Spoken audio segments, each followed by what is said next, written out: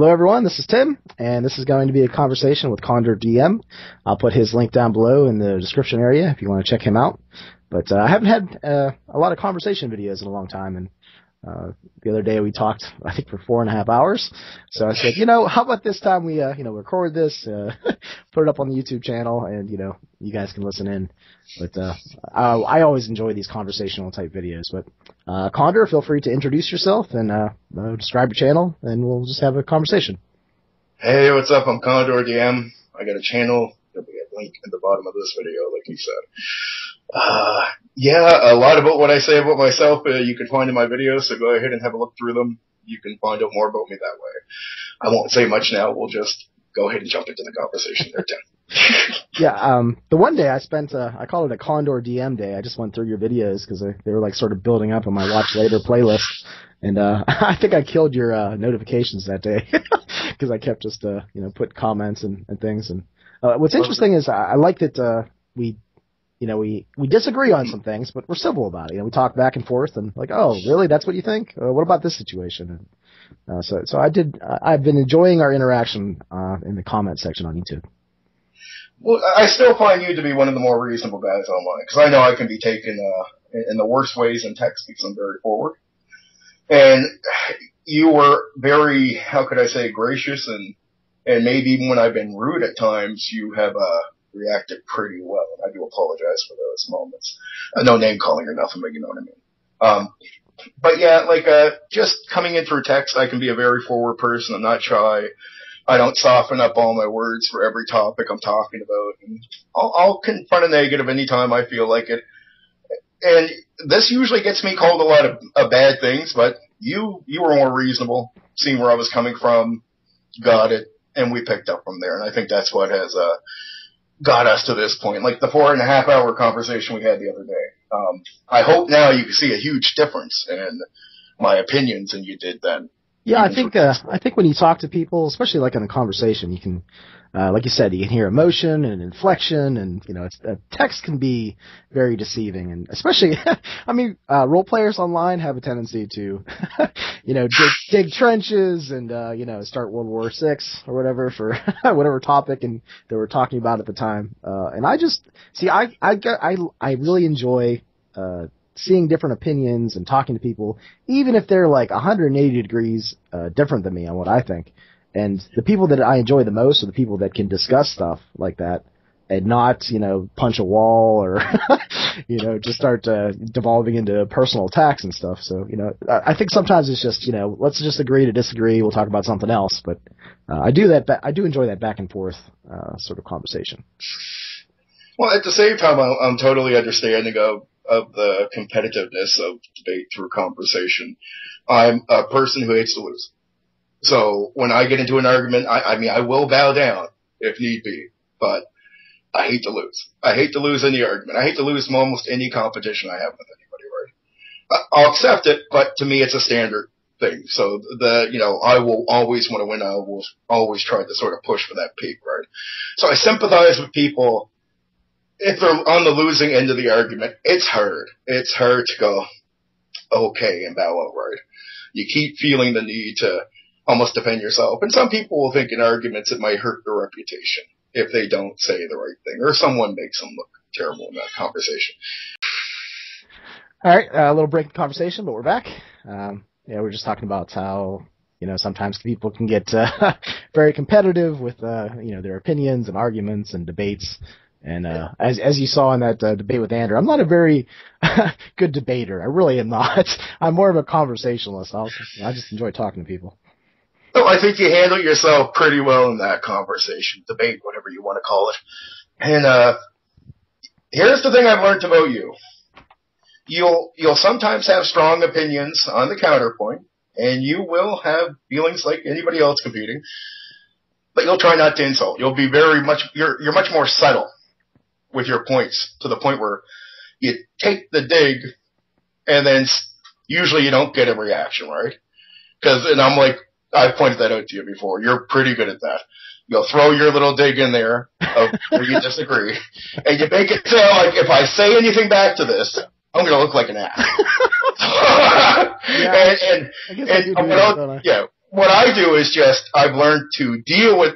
Like I've dealt with other people that do the same thing, and what I do is it's a little painful to go through, but as you see, I'll pick it right apart just to make sure it's clear that I get where you're coming from, so I can make the argument back to you. I almost have to take what you're subtly hinting, put it into a clear format, and go, now I can argue it.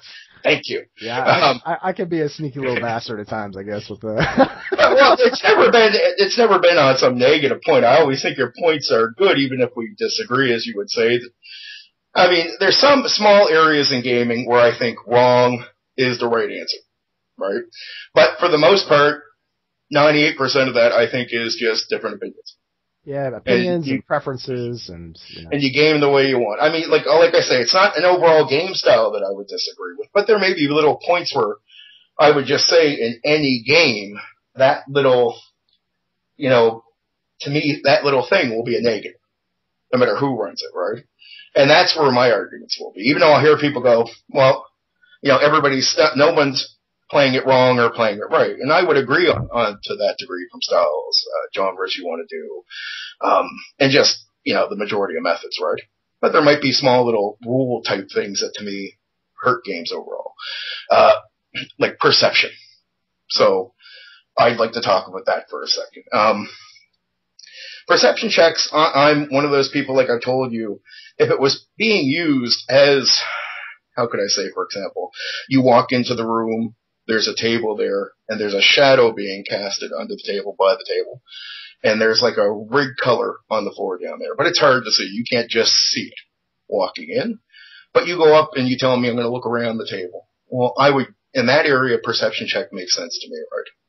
You'll perceive that there is a spot under the floor that was hidden by the shadow of the table, right? Or just say you see a group running up to you of goblins.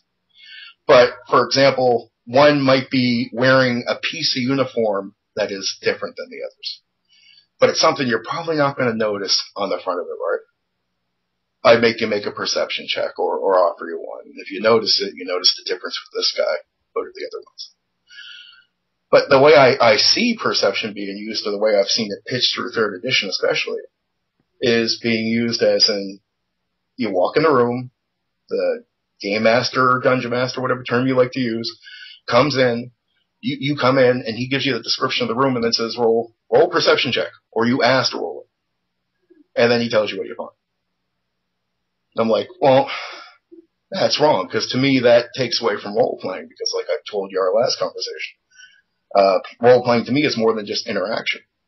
It's walking around the room. It's you hear the description of the room. You hear there's a bed with a pillow and a blanket covering it. You go look under the pillow. You know what I mean? You look under the blanket. If you want, you tear the pillow open. You look through it. Perception check used in the opposing way just takes away from things like that. Yeah, I really do enjoy that sort of interaction with the environment, and I think that perception check really takes away from that. Takes away from that exploration of a room or whatever environment you find yourself in. Looking through brush or ruins, or it doesn't really matter. It's just, where do you look? What is what's your intention? Those sorts of things I think just sort of all get just taken away and just replaced with one dice roll. Or and I always tell players too, instead of asking for perception, just tell me where you look or tell me what you're doing, and it'll come down to me to say you see this or make a roll. And a lot of times, if you're looking in the right spot, I'm not going to make you roll for it. If you're, even though in real life I'll look at something and my wife will laugh at me, it's right in front of my face and I don't see it. So I guess that's a failed perception check, maybe. But, there you go. But, so I guess that's an example where a dice roll, has its place. But a lot of times, if you're looking right at something, you don't need to roll for it. I'm just going to describe it. I'm going to tell you what you see, and we'll move on. So I do like that interaction with the environment, and it feels more like you're exploring something if you're lifting stuff up or dumping something over instead of just clatter. Yeah, I got something more to say, but I also want to get to something you just mentioned that you talk about a lot. Okay. Not everything needs a dice roll, right? And I 110% agree with that. Wholeheartedly. And I'll go more into that, but I want to give another good example of perception check being used very poorly. And I've seen some decent storytelling DMs do this, right? where they're running a Pathfinder 3.5 game. And so, for example, one of the most recent ones I've seen is Buddy jumps off a boat with his character, like his character jumps off a ship into the water, right? So he's now under the ship, swimming, has casted some breathing air type of spell where he doesn't have to come up right away. So he sees what is described to him as a shark. And he says, oh, there's a shark right under the ship, right? Big, massive type of white shark just swimming under. And he's like, well, okay, that's a threat to the others that might be coming into the water. I'm going to blast that, animal out of here, right? It's just too much of a threat, and I can't think of another way to get rid of it. So the DM's like, okay, so he goes ahead and he casts a spell on this shark. Well, after he does it and does the damage, the DM says, make a perception check. Okay. And I want to note that he's only about 50 feet away from the shark, is what he's told when he dives into the water. And he's told he can clearly see it under the thing. He's like, I'm watching where it goes. He says, all right, and he swam over, and then he decides to cast the spell because he wasn't sure what to do at first. Anyway, he makes that perception check, and the DM says, all right, you made it. You see this giant shark with glowing red eyes swimming around, and it's massive. And he's like, well, DM, don't you think I would have noticed that when I looked towards him? And the DM's not a bad storyteller. He's actually pretty decent at the storytelling. This is why I bother to watch his sessions, right? And he does it and just has that moment where it's like a complete silence in the room. All the players shut up. DM doesn't say anything. And I'm not kidding you. About 10 minutes later, another player says, is the DM coming back? What's going on? And then session shuts down. Oh, wow. And that was an embarrassing moment for him, right? He should have explained that to the player right away. The player complained. Now, he did say later that he got disconnected, and then he did come back on and just said everybody was gone. The only problem that I caught with him on that is everybody was still on when he came on. I've been caught in moments where it's like, wow, I really don't know how to answer that, and I think that would be a good moment for a break, but you need to communicate that, like, we're going to take a little break right now, I will humble myself with honesty in that area, like, all right, yeah, I need a minute to sort this out in my head, what's going on. Now, I haven't had that happen in a lot of years, but that's the way I used to deal with it when I would run into issues where I'd be questioned and get ready to make an adjustment to rules or something if it was just, wow, here's this flaw, this rule I've just never seen before, right? I think it mostly comes down for me is when there's a player choice or action. It's like, whoa, really? That's what you're going to do? Like, wow, okay, what are the consequences? Sometimes I can't even figure out what the consequences are going to be of some perceived action, which I think is actually pretty cool. Like, wow. Surprised at how out there that choice is. I need to take a moment and think about, the physics of that, or, what is this person you're talking to? What's their reaction to that going to be? Because I don't know what the action, what would my reaction be to that? I have no idea. So sometimes I get, it doesn't happen often, but it does happen from time to time. And you're not looking to aim any negative towards anybody. That's not the gig with reactions to quite odd things. Like, first, I would say I do find a lot of DMs in those random moments of, instead of like, say it comes across to them as some quirky bad move because they're not doing what they should. Instead of trying to think of what would that lead to, right?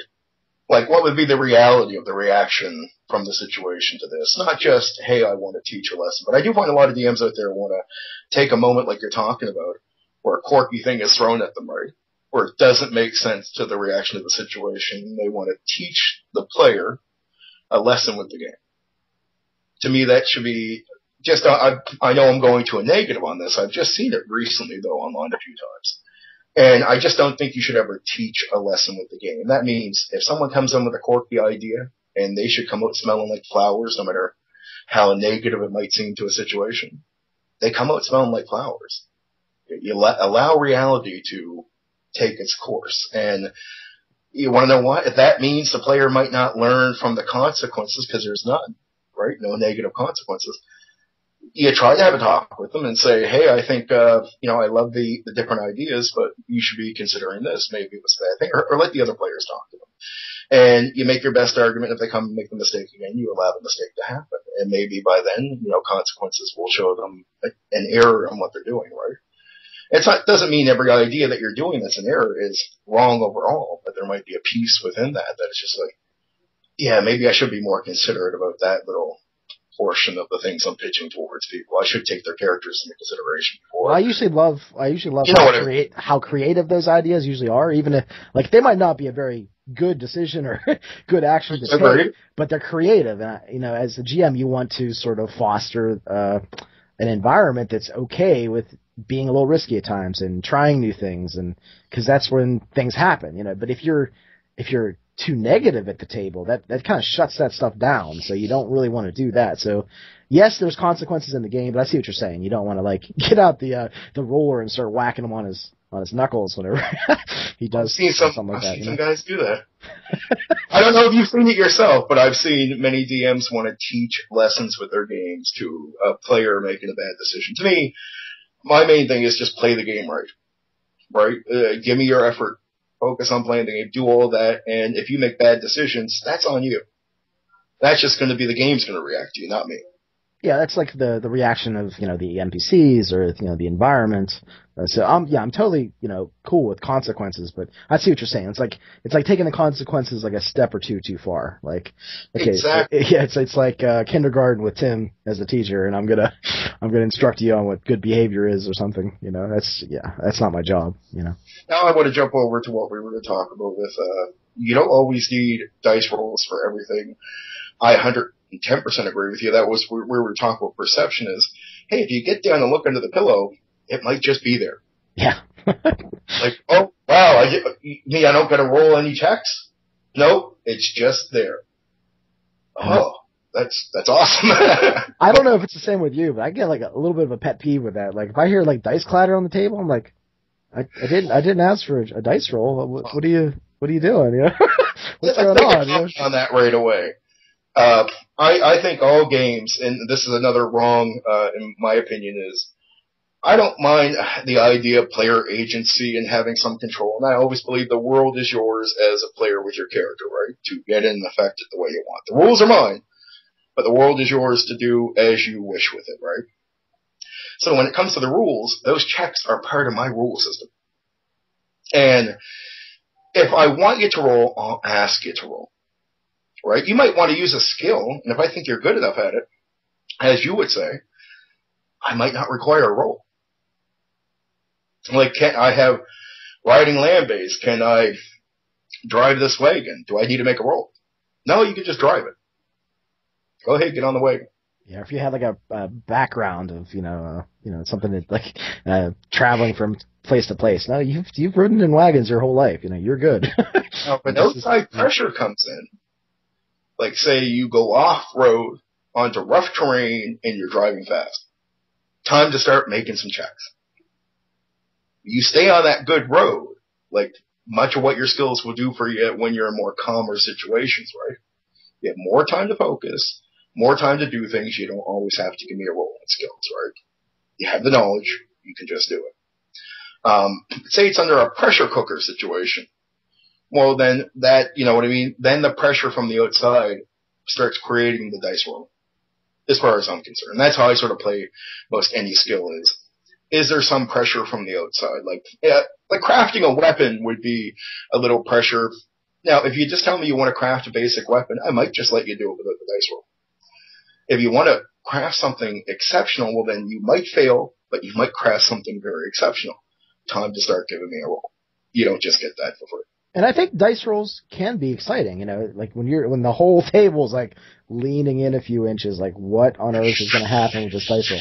Yeah, that's exciting, so they're, they have their place, like you said, like it's a stressful situation or there's danger involved, possibility of death, a saving throw or some horrible spell being cast at them. Those are all great, and so I do enjoy dice. There's just, like I said, there's just times where it's like, you don't need them, we're good. Let's keep moving on, Exactly, the intensity of death, as we talked about. Now, I'm a DM that wants every player with their characters to succeed. all the time, 100% of the time. And some sessions you might never hear a save versus death type roll offered to you, right? It might just be a good session for you. You just never got down there. And then another session you might find yourself going through 2 or 3 times of it because no matter how I feel, I'll throw it out there. But I got to tell you, sometimes I feel like my heart jumps more than the player does. Yeah, I can see that. Yeah. Mm-hmm. It's more intense for me because I really don't want the story to end for that character. But in my game, the way I look at it is there's no winning or losing. You're literally just living the life of a person to a degree. You're not going to the bathroom with them for the most part, right? But you're living their life, maybe more in some type of scene from a movie type of thing, but it's a little bit more tedious than that. And, when the story ends, it ends, and it should end where it ends, right? Wherever his life was supposed to, her life was supposed to just stop. That's it. And sometimes it might be a sad ending. It might seem real stale. It might be emotional. Again, to me, you can never force emotion into anything. You have to allow that to just be organic, right?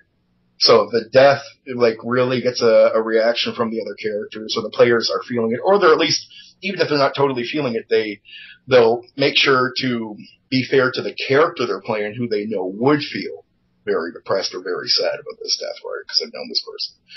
Then they'll react to it to me properly. Even if you don't feel it, you don't have to sit there and cry at the table. It doesn't mean you can't say your character doesn't shed some tears, right? And, I mean, you can get on that side of it and just explain, hey, my character is, down about this situation, right?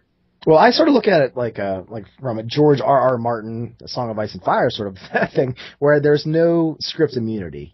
It's not like you're watching a sitcom and every season those characters are going to be there unless the actor decides to go to another TV show. Mm-hmm. You have no idea from one page to the next who's going to live, who's going to die, what the situation is going to be, and that's probably why I like those books so much, because you don't really know.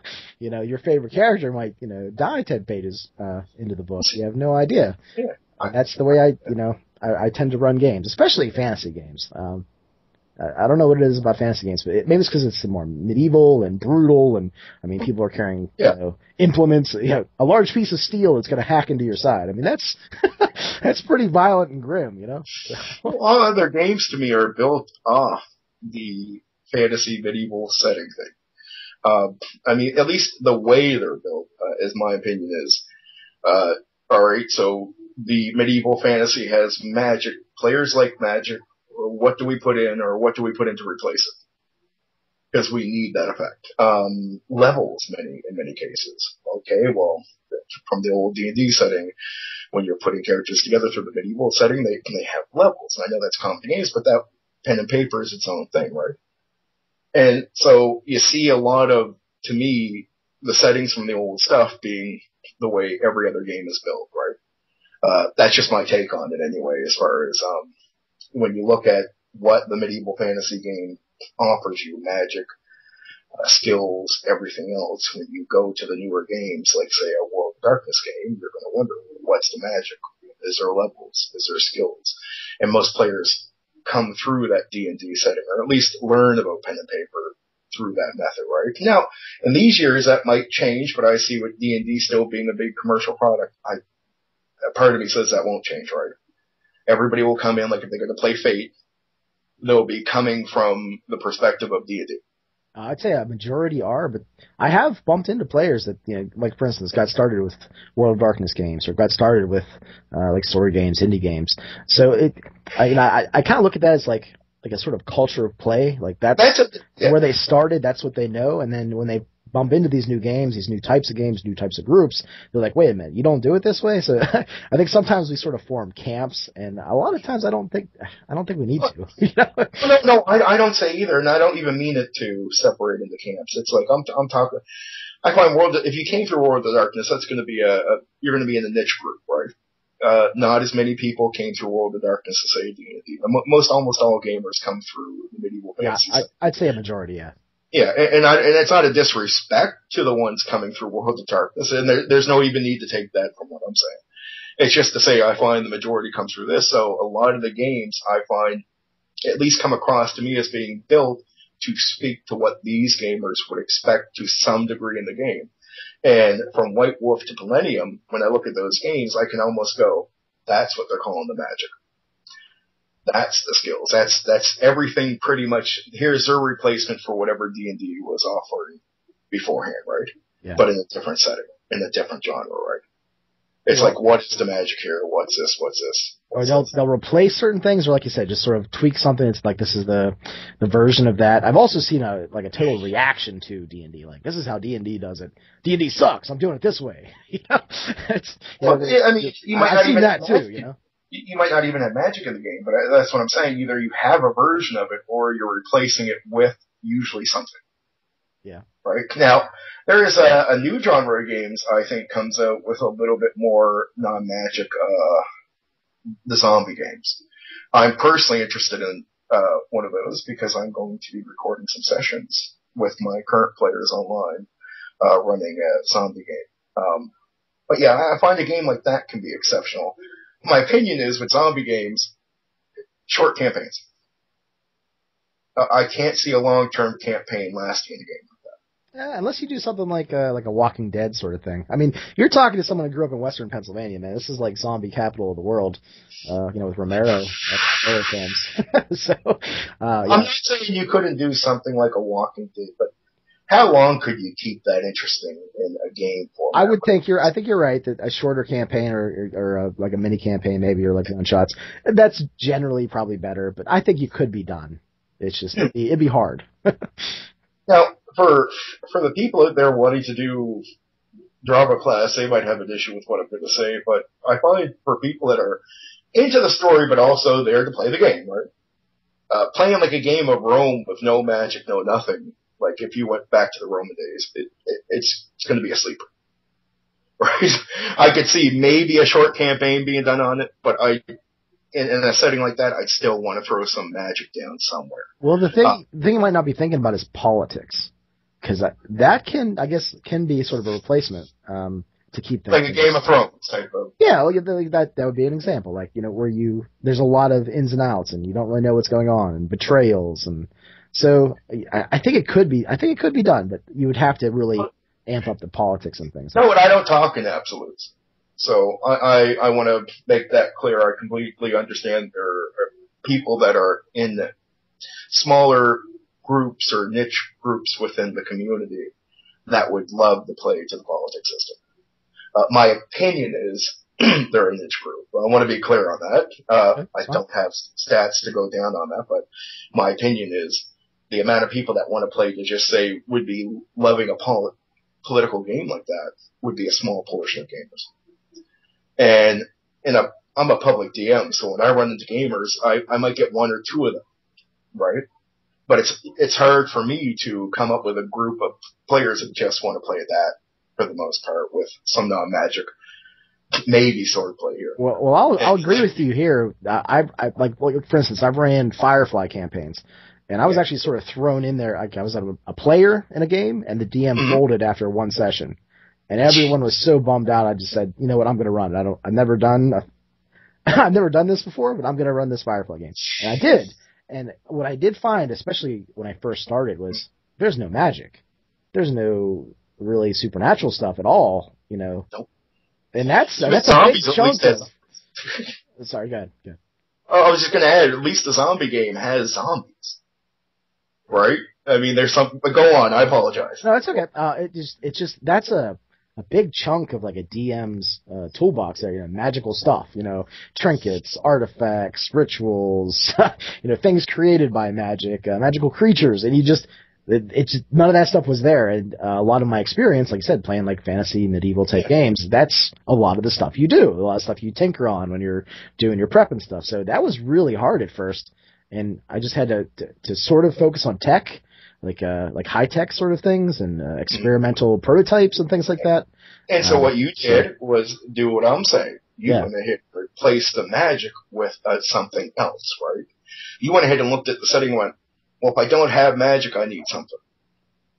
And you decided to focus on the high tech stuff, as you're saying, right? It sounds like that can be a replacement for that side of the game. Also, in long-term campaigns, I find in any game, you want to be able to own a business, run a family, or have a family, maybe do things like this, right? In many stories where you can't do that, that's like the zombie game, where it's hard to like the idea of having a business is almost an illusion. Where I would say that's another purpose for why it should be a short campaign game, right? Either a couple sessions or just like a short campaign of 10 to 20 sessions, because you don't got that side gaming also to fall back on. A lot of players, it doesn't matter if it's World of Darkness, D&D, almost any setting that consists of where you can run long term, some players will expect to be able to own a business, start a family, do side gaming stuff. I've heard some videos recently talking about that, people doing it in very tedious ways, right? DMs trying to run every detail of it. I would agree that's just about impossible in like modern settings to run every detail. So, usually, the hint I try to throw to anybody, if they want to bypass trying to figure it out on their own, hire people, NPCs that can help you. Yeah. You can bypass a lot for me as a DM, because I can then start throwing assumptions down to what happens and making rolls, right, in the dice where I feel there's pressure here, right, or pressure coming in from the outside. And I can quicken the pace and just make some assumptions and give you what you're looking for. If you want to go through detail, well, I mean, to me, you're going to make it impossible. Now, in the medieval setting, that might be a little easier, if economics is not so deep, right?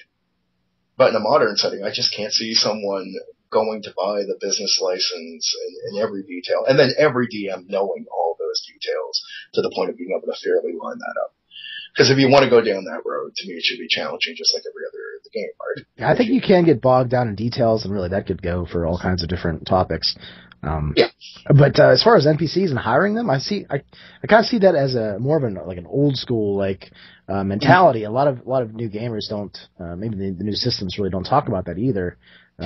So they don't really think of it, or they just it seems sort of like I've noticed it seems a little passé, I think, at times, for people to actually go about hiring minions and retainers and people to do things for them. But I think it's an avenue that people should really look into. Like you said, you can have that business, and the guy you hire can run it for you. He might betray you and still skim off the top or something, but that adds more interesting things to throw into a campaign. Well, the only thing I would say is I don't like the comparison of old school to new school. I think it's silly, because I think, put it this way, if you reached a peak in 1991, it's still good now. It's not old, it's just there. It's just another path. If we learnt at that time through gaming that as DMs, this was an easier road to achieve these things, that's why we suggested it. It's not because it's old compared to new. If you don't keep teaching these things to the next generation, what is now new to us becomes a race to them, and then later on when they hear about it, well, that's something those old guys used to do. I'm like, well, do you not realize the positive side of this? You make it easier on yourself to be able to achieve these things, enjoy this side of the game. That's as simple as it is when you're usually going down the road. Do you have to be careful hiring bad people? Yes. And in some games, DMs have tried to sort of come up with other methods that are not just NPCs. And even back at the time when I started DMing in 1991, these were already being played out like skills, all right? If you have certain skills, well, you'll have some knowledge where the DM might let you bypass doing a lot of tedious work and just accept that you have done the tedious work, right? It's going to take you 2 days. Okay, fair enough. Is there any pressures from the outside achieving that? Okay, let's do a roll or two, right? Is there any conversations I feel you need to have, like social conversations? Go ahead and have them and see what pressures come from that conversation, right? And then boom, you got that. The building's getting up and built. You have the knowledge already to do it. If you don't have that common knowledge, or maybe you can even bypass it by going down to a library and trying to educate yourself over a period of time and seeing what the DM will let you learn, right? So you can bypass some tedious work and just say, I want to get to it. And we don't have to talk much of it out. So there's other methods beyond the NPC hiring. I completely admit, but I mean, that was already sorted out back when I started gaming, right? In 1991. So to hear people say that that's old school, I'm like, well, it works. It works now just as well as it worked then. And even these other methods I've offered work just as well then as they do now. I just don't see how the terms old school and new school help, because you just say that's the way they were used to do it. But to me, usually if it's new, it's an improvement. I think the only time I've really used like or it's viewed as it's just like that, like the old school Renaissance where they're playing old games and just doing just looking back at the foundation of the hobby and just trying to emulate some of those things, or maybe not even emulating. Maybe I'm just taking certain aspects of it and doing things they've learned over the years, like I said, things we've picked up along the way. I do want to go back to one point earlier about how when you yank out magic, what do you have to put in there? Yeah. With the Firefly game, I think this would work for a survival horror zombie game too, is interpersonal conflict. Interpersonal conflict can cause some interesting things to happen, some things to pop up in the story as you go along. And I found that worked out really well when you're trapped in a little tin can of space, or in like a survival horror game where everywhere around you is filled with zombies. So you kind of have to, you might be with someone who you don't like very much, but your survival depends on, hanging out with them and trying to come to some sort of agreement or just way to coexist without killing each other in their sleep, Well, what usually I find helps with conflict like that go well is to remind players that you're not your characters. So the conflict between your characters should not be conflict between you as players. Don't get any hurt feelings over any conflict that's going on, because some people will end up playing themselves and not playing their characters. And then when you're insulting them or having conflict with them, they'll, like you say, get immersed, right? And start feeling the conflict is with them. Like that insult that he just said, that could be taken as an insult. Is that towards me or my character? And I've seen this happen a number of times where people just aren't really focusing on separating themselves from their character, reminding, hey, be fair to your character. For example, would be like the last time we talked about this, I said someone who wouldn't run out to save people because they're scared of the fight, but their character would. And I expect players to be fair to their characters. Allow them to run out and do what they would do, right? I understand there's an essence of you in every character, but you are not your character. You're getting to control the life of someone you're not. And this is your time period here. And you have to, it's a part of developing a personality. You might even, like I've talked about personality before, you might build it up in many creative ways, right? But you gotta be fair to the character. If they're gonna have conflict. The only thing I would add that is counter to that is, I don't agree with player versus players, killing each other. So the first thing I ask in any game that I run, because I run group-oriented games, right, is that no matter how evil you want to be, you give me a justified reason, or you give the character a justified reason why he won't kill the others, why he's willing to work with them, and why he's not out to backstab them. So go ahead and be as evil as you want, but I want someone who works for the group. And I don't want you coming in and killing other characters. I don't mind conflict, but I want to be able to trust the player that's playing out that conflict. Right? That they're not there to destroy the game, they're there to better it. That conflict is flavor, because too much of a good thing can become a bad thing. And I need people that are going to measure themselves up. Yeah, and at least attempt a balance, right? At least an attempt. It can blow up. If you have characters that, take things too personally, or characters, if you have players that take things too personally, I always mess that up, then yeah, those situations can be tough.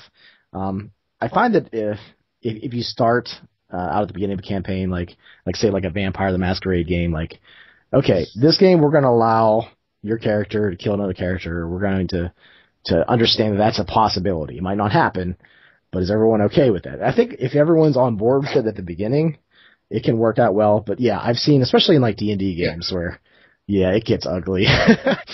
People storm off and hop, rip up character sheets, throw them in your face, start insulting each other's girlfriends. Yeah, it can get nasty sometimes if people aren't cool with it. I 110% agree with you, and I should add just to be clear on my end. When I talk about that, I'm talking about like long-term games where I bring people in.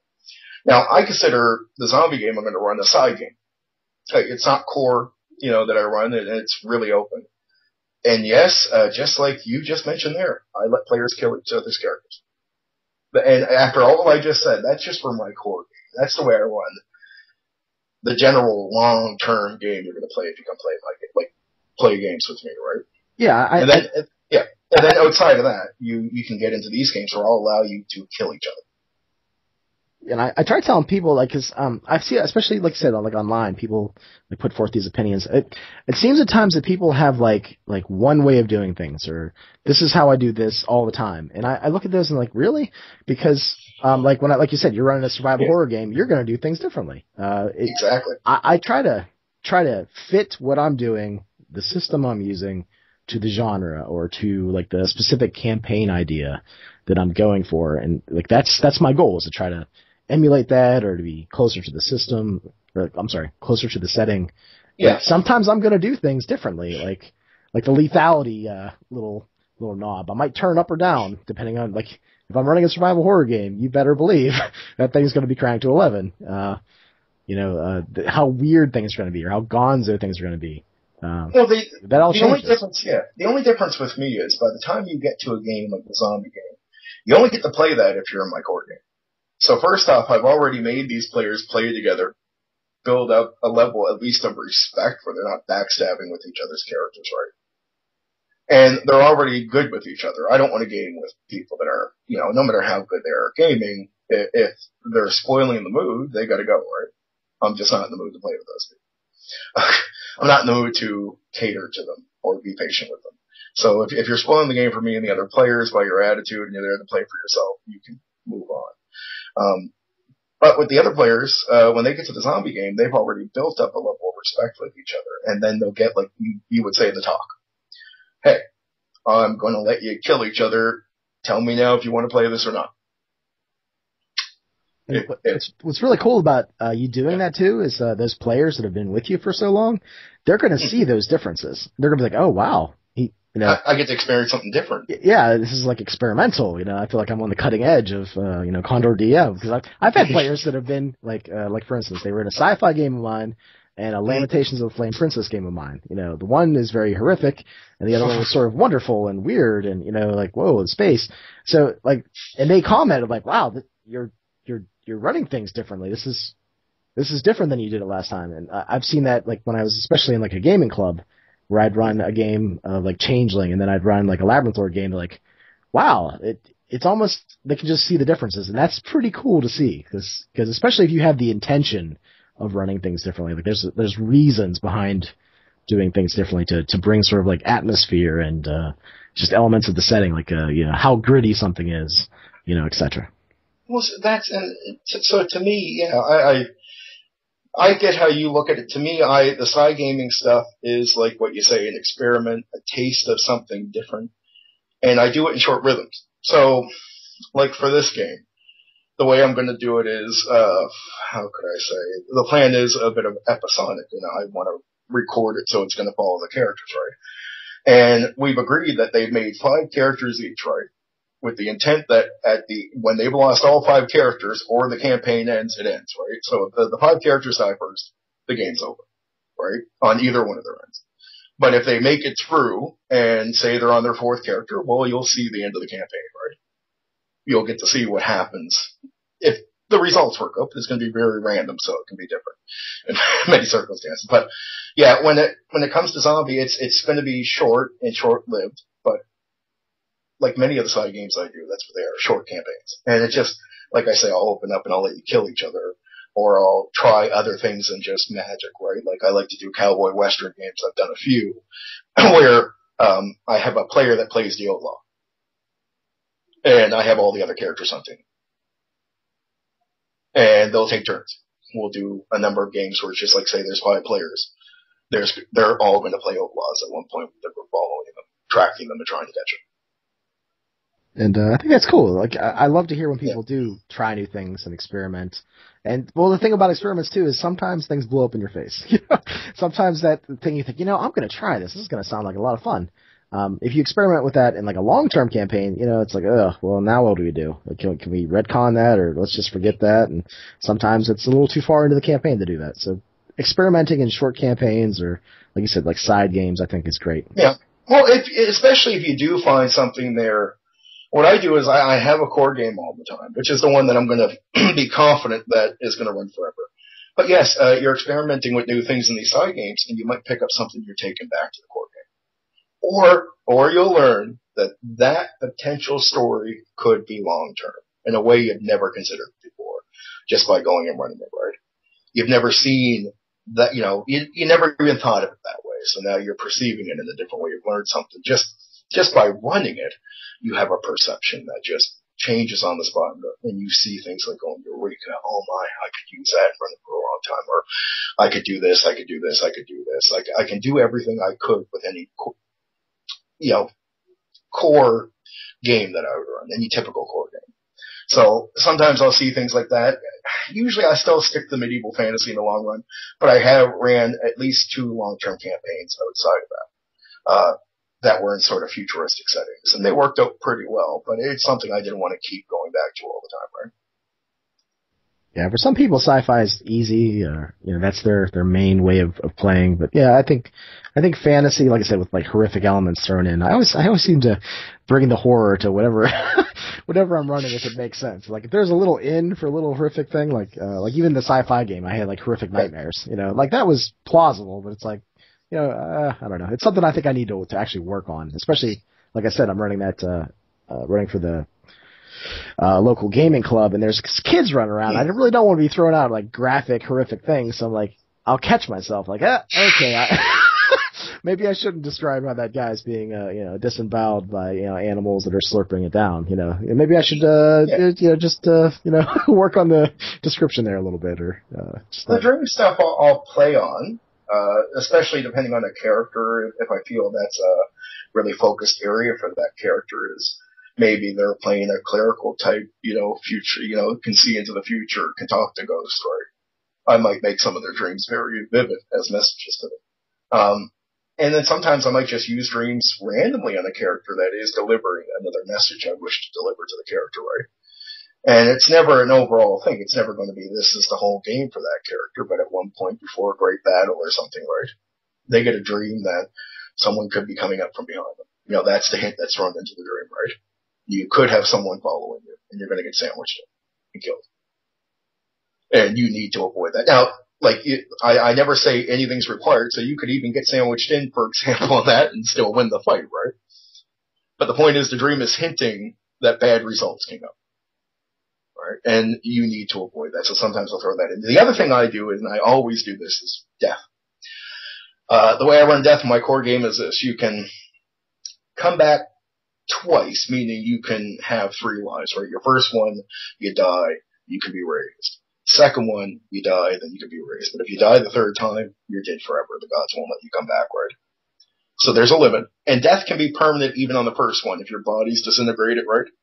Or if you fail a save versus death, like a second save, which is, the first one is to see if you died, or maybe you just instantly died from the way things went down. Either a save or hit point loss will decide that. Then you're into what I call the secondary roll, to see if you can actually be raised, even if you have a full body. If you fail that, you're not coming back. You're permanently gone. Or if your body's disintegrated, like I said, you're permanently gone. But if you make that roll and you're successful, so you can be raised up, they'll have a period of time to be able to raise you, and if they fail to get you raised in that time, you're dead permanently then too, right? That actually kind of surprises me a little bit. I would think you'd be more hardcore about that. I don't know why. I don't know why I would have that impression, but 80+% of the time, people die permanently. Their characters die permanently. So I do find that it's over 50% of the time. Okay. But under those conditions, that I am giving all those options. Understand that I am being as lax about it as you suggest, right? But the results aren't kicking in favor of the player characters most of the time, right? Usually they are disintegrated, you know what I mean, or they end up failing that secondary role, right? A lot of the time. That's just my experience. Could be different for someone else. Anyway. I don't know if it's because, I didn't play a lot of D&D games early that didn't have a lot of the raise and resurrect type spells unless they were like really high level, like Rollmaster, for instance. So I'm more of the school, you die, but there are a lot of opportunities, I guess. You've probably done some of these where, people can adventure and reclaim the soul and, things like that. So that would be kind of interesting to try. What I do, here's the big point of what I do that I find is fun. If you can be raised, you'll end up in usually like a black hallway at first. Now, the scenery can change, everything can change. And here, you can actually mess up enough that you can't be raised. Now, I'm going to have you in this between life world, right? Between the next world and the living world. And I'm going to play, you have to play this out. I'm going to challenge you in everything in this area. Now, sometimes it might not be as challenging depending on, say, for example, I had someone watching over you from like, the other side, right? They might make it easier for you to deal with this situation. But either way, 100% of that time, I'm going to run this with players. And they've got to go through a little bit of a mental gauntlet to get back. That sounds awesome. It sounds a little bit, like the atmosphere of like a Wraith the Oblivion game where, you're dead and the possibility might be there of, I guess maybe not finding your way back to the living, but it just has the flavor of Wraith, I guess. But that sounds like it'd be a great time as a player, trying to work your way back to the lands of the living. Well, like you say, at the start of my game, I prep people for the death thing, newcomers, right? Especially. I prep them for how I run the game, right? That I'm fair. That sometimes a fair GM will end up finding more characters die in their game than an evil. Because they're fair. They're allowing reality to take its part. Like we talked about last time, I look at the world and allow the world to be what it's going to be to you, right? It's like talking about the goblin stabbing. The goblin's not going to sit there and go, oh, wait, I think you're so hurt that I'll end up killing you, and I think you would be mad as a player about that as he looks to the sky. I'm going to patch your guy up for you and take care of it. Now, I'm one of those people that, it's not DM versus player because I think it's ridiculous. But if I feel the goblin would stab you to see if you're still moving, like say the situation in the fight is the goblins are winning this battle with your group, right? And he stabs into you, and he's just making sure you're dead. Now this could almost kill you. And I'll feel it. There's no chart to tell me if he's going to do it. Now sometimes, if he's really cocky, you might feel a warm feeling across your face, and it will be wet. And death won't be coming your way most likely. You're just going to lay there and take that warm feeling, right? Now, if they're in a losing situation, the goblin might just run away from you, and again, you're going to be safe, right? But I'm going to be fair to the goblin. This is an evil creature that be willing to do just about any dirty thing to you they want, right? And I'll go with, what do I feel the goblin would do? And even as I stab you, even if as a DM, after the moment I felt that, because I want to use that feeling like a tool, right? Even after that moment, if I'm sitting there going, oh man, I don't want the goblin to do that, I'm letting the goblin do it anyway, because regardless of what I think, I don't want the player to die. I don't want the player's character to die at all, right? I want him to live. So, I'll be feeling it as he's stabbing, but I'll let it happen. And to me, you gotta, the same way a player has to be fair to their character, right? A DM has to be fair to the world, the NPCs, and everything around that character. Right? You gotta allow reality to take place. So then it's not personal. Right? You're not gonna die in my game because I want you to die. You're not gonna fall on your face because I want you to fall on your face. You're not going to be close to death and being stabbed by that goblin because I want him to kill you. Right? It's just, that's the way the world's going to react on some realistic scale. Yeah, it just sort of makes sense. It's a natural progression of events. Like, that's just okay, this is what happens. I've been in those situations too where you're like, oh, yeah, well, yeah, here's what happens, Yeah. So get these DMs that are concerned that maybe the players won't come back next week. And I say, from my own experience, build your confidence back up on that, because if you're good at what you're doing, like at least you're making your best attempt and those players are enjoying your game before that moment comes, right? They're going to not like the moment most likely. Everybody's going to feel a little sour, including you. And that will be a tedious feeling to go through. But I promise you in the future, they will most likely come back if they like the game. And on top of coming back, they'll take every other moment more serious when it comes to these things from now on. Like that experience will make the game so much more intense for them. And it's an experience players should have and should want. But they have to know what it feels like to be in that tense setting before they can accept it as something they want, right? If you don't know it, you'll just assume it's going to be negative. But if you're a player who's went through it, you come back and you're playing that person's game and you're not holding any hard feelings. Next time that a fight comes up, that intense feeling that comes across is going to be like, wow, that's what they mean by that, right? But if you just assume what that's going to be and you're going to judge the situation based off your assumption, you're going to be incorrect, in my opinion. You have to go through it to get there, right? So it's a little bit of a gauntlet itself to go through, but it's worth going through. And even if you killed off characters in the first 10 minutes, guess what? They can start making new characters. And if that's what you need to use some time for, so be it. So be it. You handle it right, and most likely even before they leave, there'll be a little bit of, hey, I hear you. And if they really trust you as a DM that you're not out to do that on purpose and you have put every layer you can in to save them, like I'll put every realistic every realistic layer I can into the game to save them or give them an opportunity to not die, right? But if I can't find any more layers, death comes, right? And that's the way it is. So if they trust that you're going to do that for them, but you're willing to play this fairness of death, that will be cured. And you'll have a greater respect from your players for pushing that on them without shying away from it because of social pressures and everything else. That's just my opinion. I say DMs should be more confident that players will come back. And if they don't come back from losing a character, think about the game we're playing. All of the games, World of Darkness, everything else. It's not like these games say don't kill your the characters in the game, right? Every one of them, a character can die. If you can't handle a character death in gaming, to me, go join the drama class where you're safe.